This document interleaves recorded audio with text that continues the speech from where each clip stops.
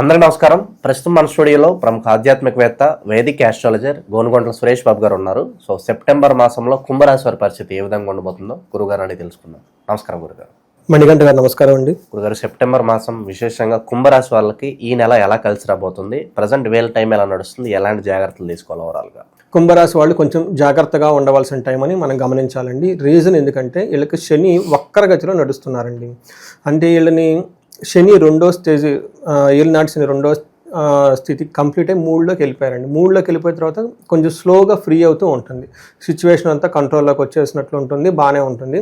అయితే లాస్ట్ ఒక 1 month నుంచి వచ్చి ఒక 3-4 months శని వక్రీకరణ అంటే రిట్రోగేట్ అంటారనమాట. దీంతో ఏమవుతుందంటే వీళ్ళకి మళ్ళీ ఒకసారి అన్ని ప్రాబ్లమ్స్ వచ్చి మీద పడినట్లు ఫీలింగ్ ఉంటుంది. అయితే ఎప్పటి వరకు ఉంటుంది అంటే నవంబర్ వరకు ఉంటుంది. అంటే ఇప్పటిదాకా బాధలు పడుతుందని కొంచెం రిలీఫ్ వచ్చి మరలా తిరిగి బాధలన్నీ నెత్తి మీద వచ్చినాయి, పడినాయి అంతా అన్న ఫీలింగ్లో ఉంటారు. అలాంటి సిచ్యువేషన్స్ అయితే వీళ్ళు చుట్టూ ఉంటారు కాబట్టి కొంచెం జాగ్రత్తగా ఉండాలి. అది కూడా నవంబర్ 28 వరకు వీళ్ళ యొక్క శని యొక్క ప్రభావం మరలా వీళ్ళకి విపరీతంగా ఉండే అవకాశం ఎక్కువగా ఉంటుంది. ఆ తర్వాత నార్మల్ అవుతుంది. దానితో పాటు వీళ్ళకి సూర్యుడు, బుధుడు, శుక్రుడు, కుజుడు కూడా ఇప్పుడున్న గ్రహాలు ఈ అనుకూలంగా లేవు కాబట్టి కొంచెం జాగ్రత్తగా ఉండటం ఈ సెప్టెంబర్ మంత్లో చాలా చాలా ముఖ్యం. అందులోనూ సెప్టెంబర్ 15th తర్వాత ఒక 1 month చాలా కేర్ఫుల్గా ఉండాలి. మనం ఫస్ట్ కుంభరాశి కనుక చూసుకున్నాం అనుకోండి, వీళ్ళకి ధనిష్ట 3-4 పాదాలు, శతభిషం 1-2-3-4 పాదాలు, నెక్స్ట్ పూర్వభద్ర 1-2-3 పాదాలు అంతా మనకి కుంభరాశిలో ఉంటారు. పేరు బలం ప్రకారం కనుక చూసుకుంటే చాలా బాగా పాపులర్ అయిన పేర్లు మొత్తం ఇందులోనే ఉంటారండి. గు, గే, గో, సా, సి, సు, సే, సో, దా అన్న అక్షరాలంతా మనకి కుంభరాశిలో ఉంటారు. గ్రహ స్థితి మనం ఇందాకనే చెప్పుకున్నట్లు కనుక చూసుకుంటే 4 గ్రహాలు కూడాను సెప్టెంబర్ 13, 15, 17 తేదీల్లో మారుతున్నాయి అనమాట. అంటే ఈ గ్రహాలు మారకముందు, మారిన తర్వాత అన్నట్లు పరిస్థితి ఉంటుంది వీళ్ళకి. ఫస్ట్ సూర్యుడు కన్యరాశిలోకి ప్రవేశిస్తున్నాడండి. తర్వాత సింహరాశిలోకి 2 గ్రహాలు అయితే, కన్యరాశిలోకి బుధుడు కూడా సూర్యుడితో పాటు అదే రోజు 1-2 రోజులు ముందుకు వెళ్ళిపోతున్నాడు. కన్యరాశిలోకి 2 గ్రహాలు మారుతూ ఉన్నాయి. సూర్యుడు వచ్చేటప్పుడు తులారాశిలో 27వ తారీఖున, అంటే ఆల్మోస్ట్ మనకి మంత్ ఎండ్లో సెప్టెంబర్ 13వ తారీఖు మారుతున్నాడు. శుక్రుడు వచ్చేటప్పుడు మరలా సింహరాశిలోకి మూవ్ అవుతూ ఉన్నారన్నమాట. సో ఇప్పటికి కన్య, సింహ, తుల ఈ 3 యొక్క రాశుల్లోని గ్రహాల యొక్క చేంజెస్ ఉండటంతో వీళ్ళకి ఏమవుతుందంటే ఎక్కువ వీళ్ళకి 8th house, 9th house, 6th house అవుతుందన్నమాట. అంటే దుస్థానాలు 7th house వీటికి గ్రహాలకు సంబంధించిన వాటిలో ఎక్కువగా గ్రహాలు ఉన్నాయి. మనకి శాస్త్రాలు ఏం చెప్తారంటే 8వ ఇంట్లో కానీ, 7వ ఇంట్లో కానీ, లేదంటే 6వ ఇంట్లో గ్రహాలు ఎక్కువ ఉంటే వీళ్ళకి ఇబ్బందులు ఎక్కువ ఉంటాయి అని మనకు చెప్తూ ఉంటారు. సో వీళ్ళకి 4 గ్రహాల్లో ఆల్మోస్ట్ అన్ని గ్రహాలు 7, 8, 9 ప్లేసుల్లోనే ఉన్నారనమాట. ఇవన్నీ రాంగ్ ప్లేస్లో ఉన్నారు. ఆల్మోస్ట్ గురువు కూడా వీళ్ళకి సరిగ్గా సపోర్ట్ ఇవ్వటం లేదు. గురువు సపోర్ట్ ఇస్తున్నారు కానీ శని బాగా సపోర్ట్ ఇవ్వట్లేదు అనమాట. అందుకని ఈ యొక్క గ్రహస్థితిని బట్టి మనం కనుక గమనించుకుంటే వీళ్ళకి సూర్యుడు 8th హౌస్లో ఉండటం వల్ల ఇది మంచి ప్లేస్ కాదు అని చెప్తారు. చాలా ఇబ్బంది పడే అవకాశం ఎక్కువగా ఉంటుంది. ఎలాంటి ఇబ్బందులు అంటే మనకి సంస్కృతంలో మహర్షులు ఏం చెప్తారంటే దుర్దోష శత్రు సంవాదో గమనాగమన గద దుఃఖ వార్తాశ్రుతం చైవ అష్టమస్తే యథారవిహి అని చెప్తారు. అంటే 8వ ఇంట్లో కనుక సూర్యుడు ఉంటే దుఃఖ వార్తాశ్రుతం చేవ, ఏదో ఒక దుఃఖాన్ని కలిగించే మాట అయితే వెళ్ళిన అవకాశం ఎక్కువగా ఉంటుంది. దుర్దోష శత్రు సంవాదో, శత్రువులతో గొడవలు పడే అవకాశం ఎక్కువగా ఉంటుంది. దురుద్దేశాలు ఎక్కువ కలుగుతూ ఉంటాయి. గమన వ్యధ అంటే వీళ్ళు ఎక్కడికైనా ట్రావెల్ చేస్తే దానివల్ల పెద్ద లాభం ఏమి ఉండదు. ఆయాసాలు ఎక్కువగా కూడుకొని ఉంటాయి, అంత అలసటగా ఉంటుంది. ఓకే, ట్రావెల్ వెళ్ళొచ్చిన తర్వాత విపరీతంగా మంచాన్ని పట్టడం, రోగాన్ని పట్టడం, దిష్టి కొట్టుకోవటం ఇలాంటి ఎక్కువ జరిగే అవకాశం ఎక్కువగా ఉంటుంది. జాగ్రత్తగా ఉండాలి. దానితో పాటు భయం పడుతూ ఉంటారు, ధనం లాక ఇబ్బంది పడుతూ ఉంటారు. ఈ విషయాన్ని కొంచెం గమనించుకుంటూ ఉండాలి. అయితే మనకి కుజుడు కనుక చూసుకుంటే కుజుడు అగైన్ 9వ ఇంట్లో ఉన్నారండి. కుజుడు 9వ ఇంట్లో ఉండటం వల్ల అగైన్ ఇది మంచిది కాదు అని మనకు చెప్తారు. వీళ్ళకి ఏ విధంగా అంటే ఆశనాచ ధన శూన్యం శోషణం దేహ పీడనం స్థాననాశ విరోధం చ నవమస్తే ధారాసుతే. 9వ ఇంట్లో కనుక కుజుడు ఉండటం వల్ల 4 రకాల దుష్పరిణామాలు వస్తాయి. ఒకటి ఆశనాచ, అనుకున్నది కాకుండా ఆగిపోవటము. ధనశూన్యం, ధనం లేకపోవటం.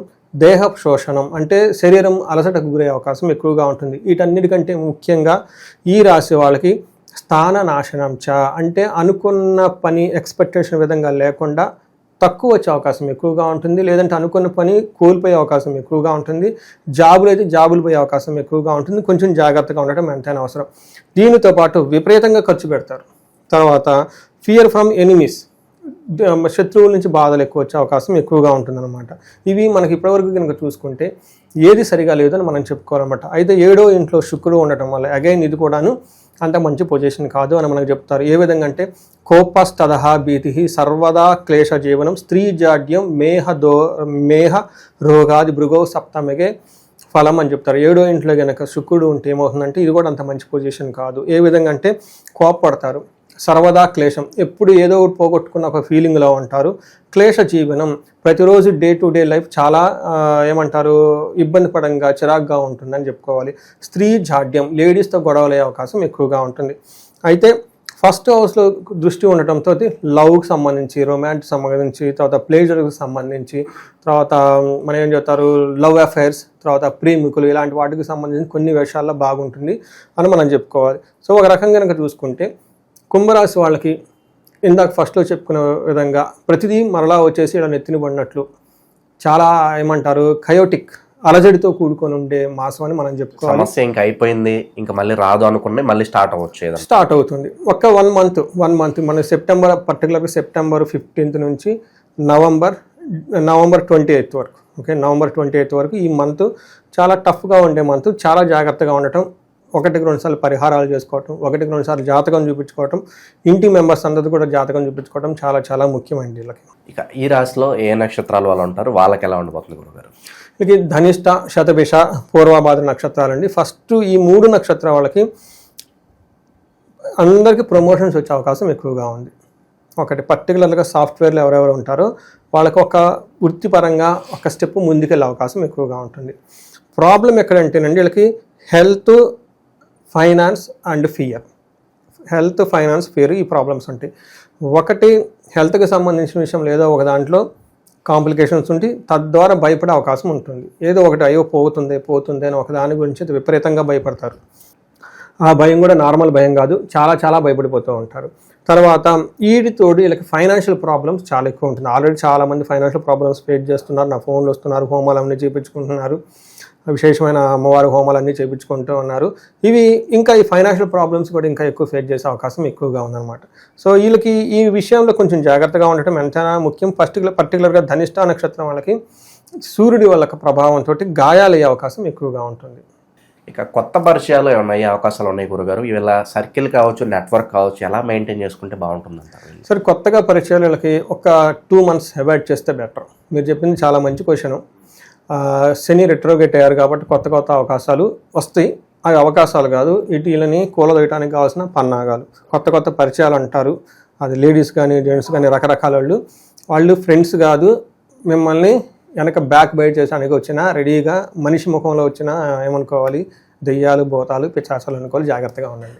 సో వాళ్ళ వల్ల ధన నష్టం కావచ్చు, పరువు నష్టం కావచ్చు, రెండో అవకాశంగా ఉంటుందండి. ఒక 2 months వీళ్ళు జాగ్రత్తగా ఉండాలి. ఈ టైంలో ఏది ఎక్స్పెరిమెంట్ చేయకూడదు. ఓకే. సో చేతిలో ఆల్రెడీ ఉద్యోగం ఉండి వేరే కంపెనీకి మారాలా వద్దే అలా ఆలోచనలో ఉంటారు చాలా.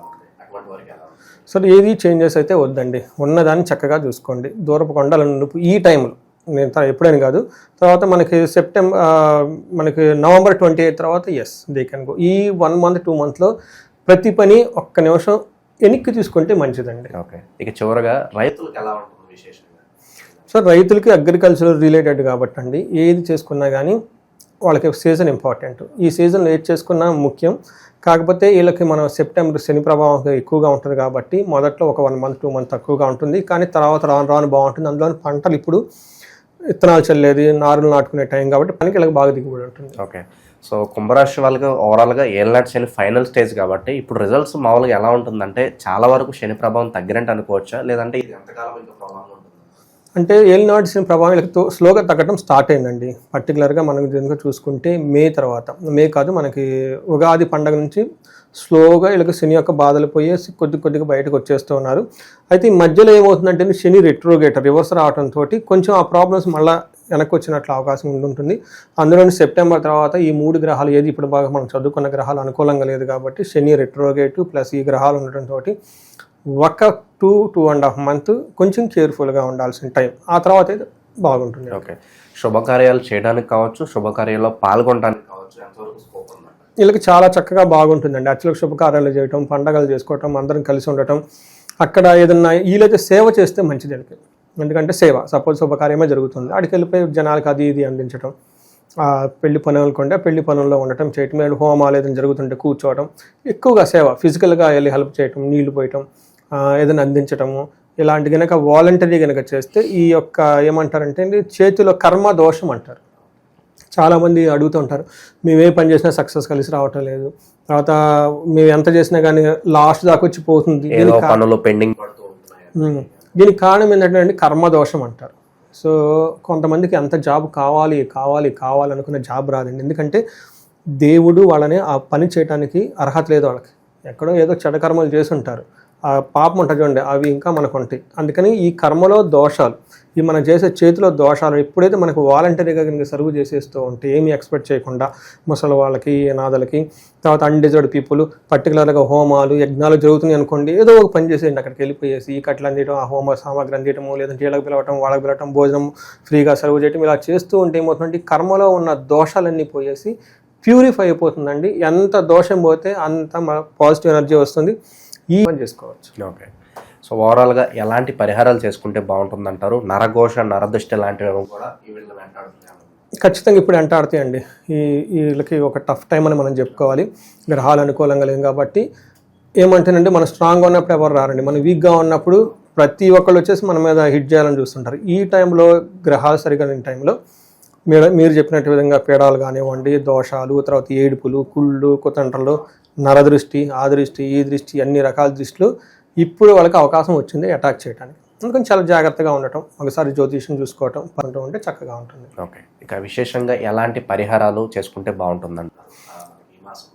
ఫస్ట్ అండి శనికి సంబంధించిన జపాలు చేయించుకోవడం చాలా ఈజీ అండి. 1 డే ప్రొసీజర్, పెద్ద ఖర్చు కూడా ఏం కాదు. అది శుభ్రంగా శని గ్రహం దగ్గరికి వెళ్ళిపోవటం, పరిహారం చేసుకోవటము, అయిపోయిన వెంటనే దానికి శనికి సంబంధించిన హోమం చేయించుకోగలిగితే, లేదు అంటే అట్లీస్ట్ శివలింగానికి మనకి నువ్వుల నూనెతో వాళ్ళు చేసేస్తారని చెప్తే శుభ్రంగా అది చేయించేసుకుంటే ఒకటి శనిగ్రహానికి జాపం అయిపోతుందండి. నెక్స్ట్ మన్యు పాశుపత అభిషేకం ఉంటుంది. ఇది చాలా చాలా చాలా పవర్ఫుల్. నేను చాలామందికి చేయించాను. చాలామంది నా వీడియోలు చూసి చేయించుకొని మళ్ళీ మెసేజ్లు పెట్టిన వాళ్ళు ఉన్నారు. చాలా పవర్ఫుల్ అండి. ఉగ్రరూపమైన ఆంజనేయ స్వామి, ఉగ్రరూపమైన రుద్రావతారమైన శివుడికి సంబంధించిన కనుక చేసుకుంటే మీకు చూసారు ఇందాక అన్నారు చూసారా, దోషాలు, కుళ్ళు, ఏడుపులు, శత్రువుల బాధ, ఇవన్నీ మీ దగ్గరికి అయితే ఏమీ చేయలేరండి. ఇది చాలా చాలా పవర్ఫుల్. ఇది చేయించుకోవాలి. నెక్స్ట్ ఇంకా తీవ్రత ఎక్కువగా ఉంది, గొడవలు ఎక్కువ ఉన్నాయి, కోర్టు కేసులు ఎక్కువగా ఉన్నాయి. వీళ్ళు ఏంటంటే చండీ పారాయణం, చండీ హోమము, సుదర్శన హోమం కూడా చేయించుకుంటే చాలా బాగుంటుంది. ముఖ్యంగా ఎవరైతే ఫైనాన్స్కి ఇబ్బంది పడుతూ ఉన్నారో, మీ ఆదాయం 10 లక్షలు నుంచి 15 లక్షలు 20 లక్షల నుంచి అంటే నెలకు 1 లక్ష రూపాయల కంటే ఎక్కువ మీద ఆదాయం ఉందో ఖచ్చితంగా మహాలక్ష్మి విశేష హోమం చేయించుకోండి. ఎందుకంటే మీకు ఆల్రెడీ దేవుడు కొద్ది గొప్ప ఇచ్చాడు. 1 లక్ష అంటే ఇట్స్ గుడ్ అమౌంట్ కదండి. మీ ఇన్కమ్ 20 లక్షల నుంచి ఎక్కువగా ఉందనుకోండి, ఆ సంవత్సరానికి ఒక హోమం చేయించేసుకోండి. ఇంకా 10 అంతలు పెరుగుతారు, మీరు 10 మందికి ఇంకా హెల్ప్ చేయగలుగుతారు.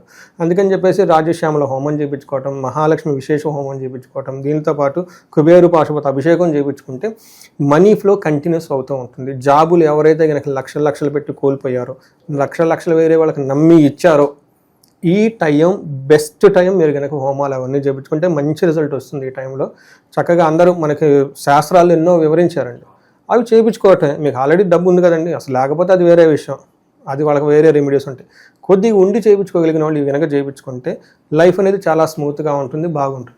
ఓకే, ఓవరాల్గా కుంభరాశి వాళ్ళకి ఈ సెప్టెంబర్ మాసం ఏ విధంగా ఉండబోతుందో చాలా బాగా వివరించారు.